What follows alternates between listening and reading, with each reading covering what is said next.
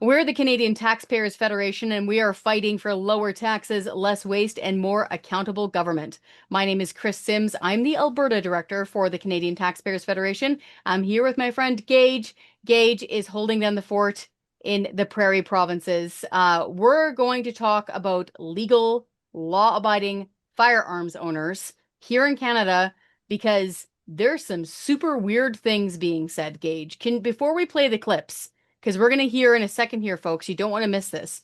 We're going to hear from Prime Minister Mark Carney, who I think is either doing two things. One, he's announcing a policy change, a massive one on a talk show, or he's illustrating he doesn't understand his policy. But can you tee this up a little bit first, Gage? Like, what are we talking about here when it comes to Prime Minister Mark Carney talking about the buyback, the so-called buyback?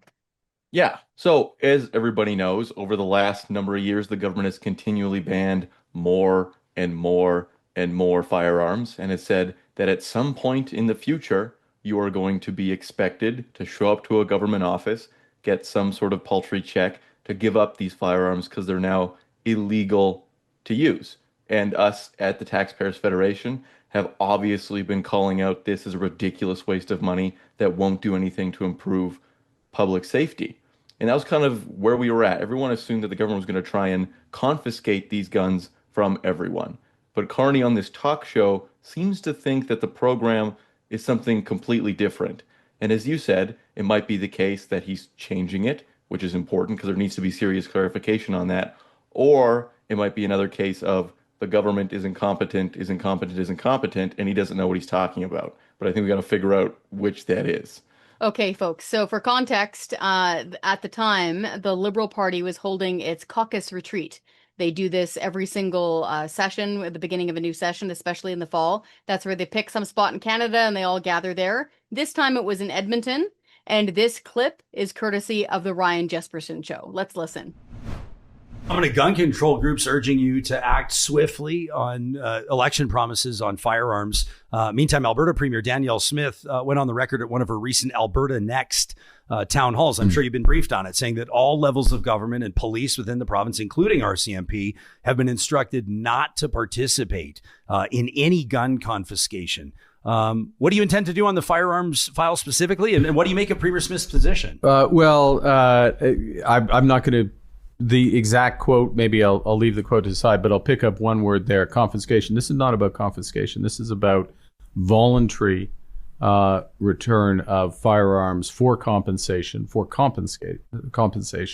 of these firearms, and we'll run a process. Look, we'll have different processes in different provinces. I respect the decision of the province of Alberta and in their areas of jurisdiction, but this process will unroll. Canadians will have the Alberta's premier's mischaracterizing the situation, right? Well, look, I didn't see the exact quote. You give my briefing maybe greater credit than it is. We're not confiscating guns. People aren't going around confiscating guns. That is anyone who says that is a mischaracterization.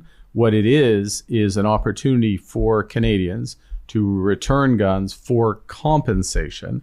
And let's be clear. We are not talking about hunting rifles. We're not talking or sports shooting or anything like that. We're talking about assault rifles. We are talking about weapons of, serious weapons, let's put it that way. Okay, so Carney's clearly said voluntary there. That's what, when this first started making the rounds in our circle, Gage, it was just like, what? Like, what does he mean? That's exactly what happened. We picked up the phone and we talked on the phone. We're like, what is he saying? This doesn't make any sense. Does he know what he's talking about? Yes, because for the longest time, up until now, as Gage just explained, the current federal Liberal government had a list, okay, that said these firearms are now not okay. You can no longer own them. They are illegal. For now, though, folks, legal law-abiding firearms owners, just hang on to them while we get our act together here with government, and we're going to figure out a way to compensate you for it and take them back. The key word is take. So there was no voluntary language in this, was there? Like, have you gone back and looked? Like, did we not get a memo here?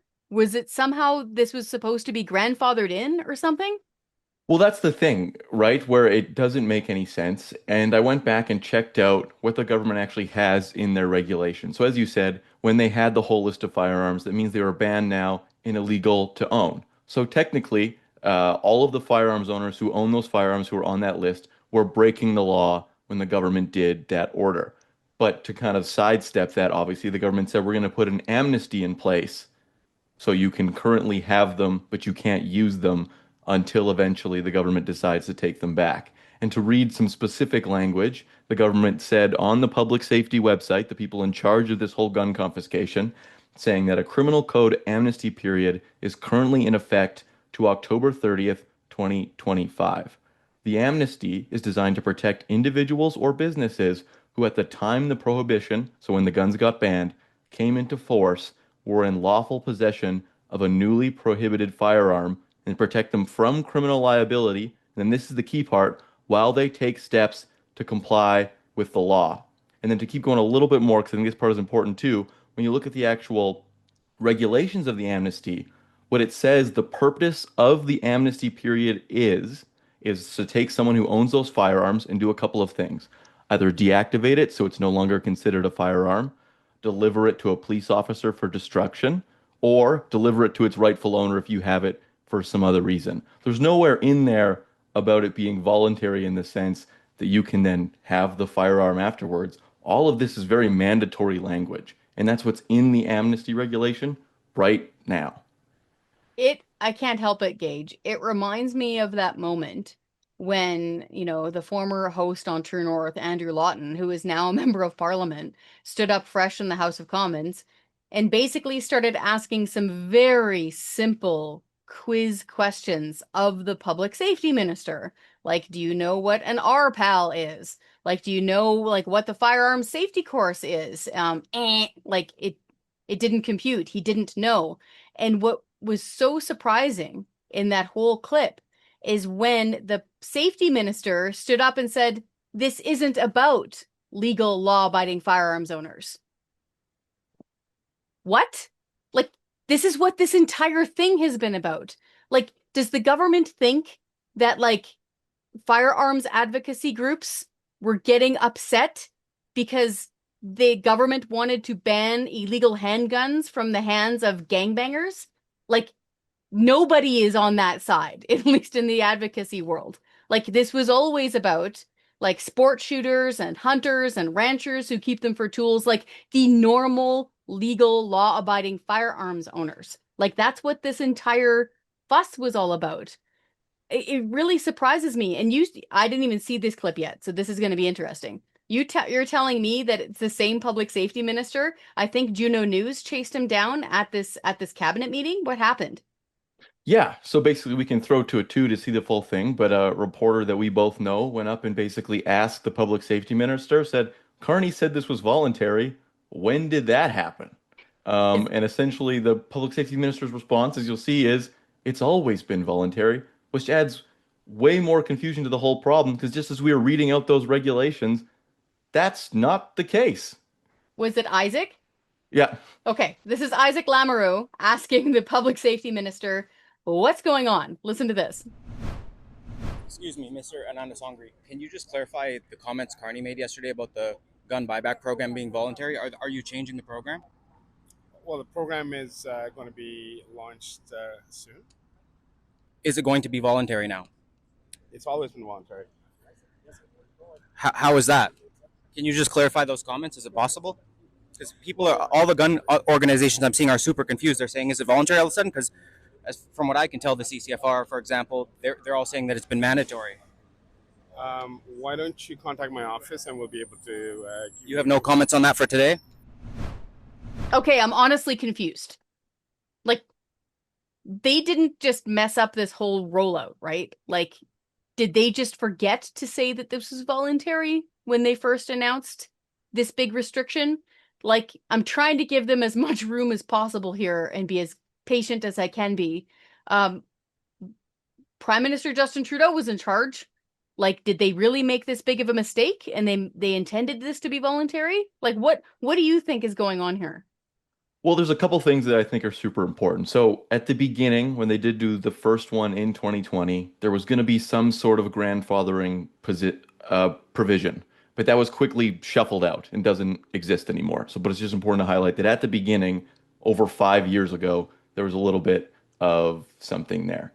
But the second point is that this is exactly consistent with the government's entire act on this whole program, and it's part of why we're calling it to be scrapped, right? We've seen that from the beginning, every single expert who knows anything about gun buyback programs, about firearms, about public safety, like police associations, professors who study this stuff, has said this is a dumb program and it's not going to work. It's just going to be expensive. So you should get rid of it. So frankly, I think that when we see the government even just doing this more ludicrous stuff, it's kind of on par with what they've been doing already and shows the importance of just completely scrapping the thing altogether while they still seem to have some sort of semblance before they actually get anywhere. This is just already turning into such a boondoggle, Gage. Hmm. And for folks whose, ears perk up at that term, they might remember, if they're old enough, they might remember the old long gun registry. So this was something that back in the day, in the 1990s, the Canadian Taxpayers Federation, we were fighting that too. Because back then, it was a former Liberal government under Prime Minister Jean Chrétien that was trying to set up a registry, a massive registry of everybody's like basic hunting rifles and shotguns, like literally long guns. That's why they're called long guns. Okay. We're not talking about handguns. Like very few people actually have a restricted license or have a handgun. Lots of people have long guns because in especially rural Western Canada, we use them as tools for hunting or, keeping pests away from our ranch, all that stuff. Like it's kind of like having a chainsaw or a pickup truck. So what happened then is they're like, oh, trust us. It's okay. Nothing to see here. The long gun registry is only going to cost around $2 million with an M. Again, this is 1990s money, okay? By the time the smoke all cleared, it was upwards close to $2 billion with a B. And back then, the cops were saying the same thing. This isn't going to really help the whole public safety issue because, sorry to have to explain this out loud, criminals typically don't read the minutes coming from the House of Commons and say, wait a minute, this firearm I currently illegally possess anyway is now extra super duper illegal, and I would be breaking the law to use it. Like, that whole logic is crazy. And now I wanted to bring this up, Gage, right? We're hearing from police associations, which are essentially police union spokespeople representing frontline cops, who are saying the same thing, right? No, that's exactly right. And I think there's a first point on that that's also important. You're talking about the cost was escalating with the long gun registry, but costs are already escalating with this program, right? Before the government announced it in 2019, they said it'll cost $200 million. Okay. This year, they're already spending more than $342 million, and they haven't bought back a single gun from an individual firearm owner yet. The government says that's coming, but nothing's been taken. They're spending all this money. And we've seen experts who know what they're doing this kind of thing who say the potential cost at the end of it could be about $6 billion. So it's important to highlight that that's a huge waste, and taxpayers are going to have to foot that bill as well. But you're also completely right that the experts, like the police associations, are saying that this won't work. I know you did a great interview with the president of the Toronto Police Association, who laid it out in the most brass tacks possible, saying that this buyback will have essentially zero impact on crime in Toronto. So he knows what he's talking about. And if that's the case, then why is the government doing it? Yeah, let's hear from him directly. This is the head of the Toronto Police Association. I did an interview with him on Juno News. Let's listen. Sure. We base our arguments on truth and evidence, and we know that the gun buyback program is going to have essentially zero impact on the crime in Toronto. There's lots of better ways that we can invest taxpayers' money. Clearly, there's a problem at the border when we're seeing 90% of the illegal firearms seized sourced to the U.S. Clearly a problem there. And we can definitely use the resources to hunt down these criminals, check on those that are in bail. And like you mentioned, it's a revolving door in and out of custody. It's the same individuals, and it's very expensive to continue to arrest them. The legal cost behind it, the court cost behind it. It's simple. If you shoot an illegal firearm in the streets of Toronto, just put them in jail. We don't need that in the city of Toronto, and just leave the legal gun owners alone and put the bad guys in jail. That's really our message. Yeah. So again, just going out on a limb here and saying that a guy that represents the frontline cops in Toronto kind of knows what he's talking about when it comes to where the crime is actually happening and what is a better policy to keep people safe. I wanted to get back quickly to the money here, Gage. Sorry, every now and then it's good that I, don't read absolutely everything. Did you say that the experts are warning this could balloon into like $6 billion? Like with No, the B? exactly. So the PBO, the Parliamentary Budget Officer, who does great reports, did a report in 2021 that showed that just purchasing the firearms would cost over $700 million. And then someone at the Fraser Institute did a wonderful report talking about that's just buying back the guns. If we have to talk about administration, salaries for all the people involved in this type of huge scale program, we're looking at close to $6 billion. So people, what's our usual rule? $1 billion typically builds you a brand new hospital. Picture 6 brand new hospitals. And instead of getting doctors and nurses and patients and stuff to move into them, let's just hang back and burn it down instead. That's what $6 billion looks like. So the current government is proposing, we think, to go ahead with this gun confiscation from legal law-abiding firearms owners, and it could cost upwards of $6 billion. I wanted to get into a little bit for folks who are new to this topic, okay? Can you just describe a little bit of what us legal law-abiding firearms owners actually do in order to get firearms licenses in Canada? Yeah, and I think that's an important point because apparently the public safety minister doesn't know, so it's probably good to even give him a reminder if he happens to put across a nice taxpayer video. But essentially, you have to prove that you're reliable and safe enough and know what you're doing to own a firearm, right? When I was about 12 years old, you go and take a hunter safeties course where you go a couple nights a week to the local Legion town hall kind of thing with a bunch of other kids, learn about all the different types of firearms, how to safely hold them. And then you do a little test where they make you load a gun with fake ammunition to make sure you're pointing it away at all the time, being as safe as possible. And if you pass all those courses, once you're 18, you're allowed to get a possessions and acquisitions license, which means you're allowed to legally buy firearms. But every single person who legally owns a firearm in Canada has taken that course and proved that they're safe and reliable and understand what firearms are used for and what they're not used for and how to use them safely. Yeah, that's when people call it their PAL. That's what they just mentioned there. Exactly what Gage just mentioned. And further, I'll just describe like the background checks and stuff. Like the RCMP and the people who are doing the background check on you, like they call your like ex-boyfriends and your ex-girlfriends. Like they're saying, any trouble here? Anything we should know about? They call all your former employers. Like they do a really deep dive background check to make sure that you're not a whack job before you're allowed to have a license. You also need to show your PAL to buy ammunition. So if you want to go get some birdshot or some slugs or something like that at the local legal hunting store in your town, okay, you have to show your PAL again. Further, you have to store them, obviously, unloaded.